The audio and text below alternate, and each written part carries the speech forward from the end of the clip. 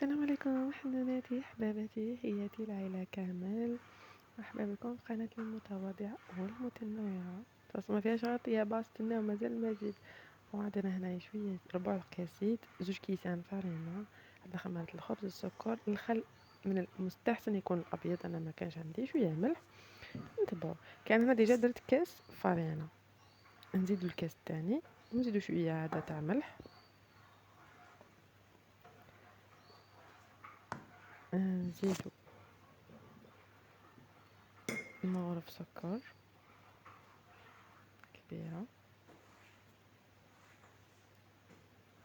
ومغرف كبيرة تاع خمارة تاع الخبز. كما كتشوفي سيداتي، نخلطو كامل المكونات مليح مليح حتى يتجانسو مع بعضهم.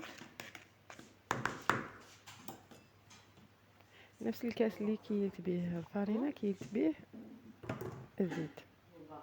درت هذا المغرف تاع الخل ودرت ربع كاس زيت. خلطي مليح، بسي مليح هذيك الفرينة في الزيت، لازم تخلط مليح كما كتشوفي هكذا.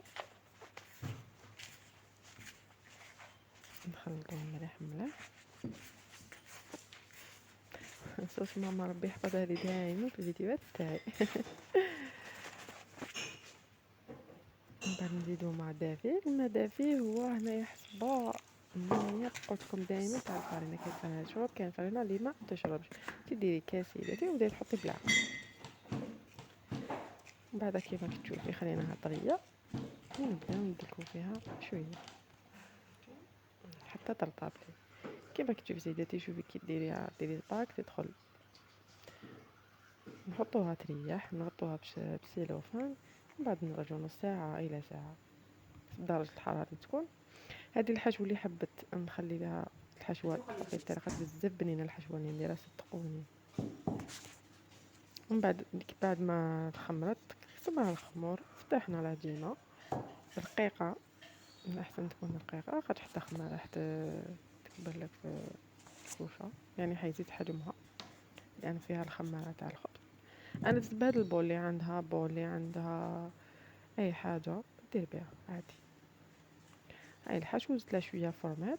ومن بعد شوفوا طريقه الغلق والقيها هكا باش ما تنتحلكش في الكوشه. صدقوني تجي بنينه، تجي هشيشه، تجي خفيفه تاع رمضان، وصفه رمضانيه بامتياز كما يقولوا. ومن بعد نديروها سنيوه لازم نكون دايرين فيها شويه زيت ونحطو فوقها بابي كويسون، يعني ورق الطبخ. ومن بعد بالفوق ندير لها شويه بيض بالحليب ومغرف خل، ولا تحبوا صفار البيض بشويه قهوه كحله، الجود من الموجود حبيبتي. ونديروا شويه جلجلان وسانوج وهنا اي فوالا. وما تنساوش ديروها على درجه حراره مع الولد، سخنوا مليح الكوشه. من بعد ديروها على 200 220 180 190، يعني حسب الكوشه تاعكم الا كانت سخونه بزاف ولا شويه شويه.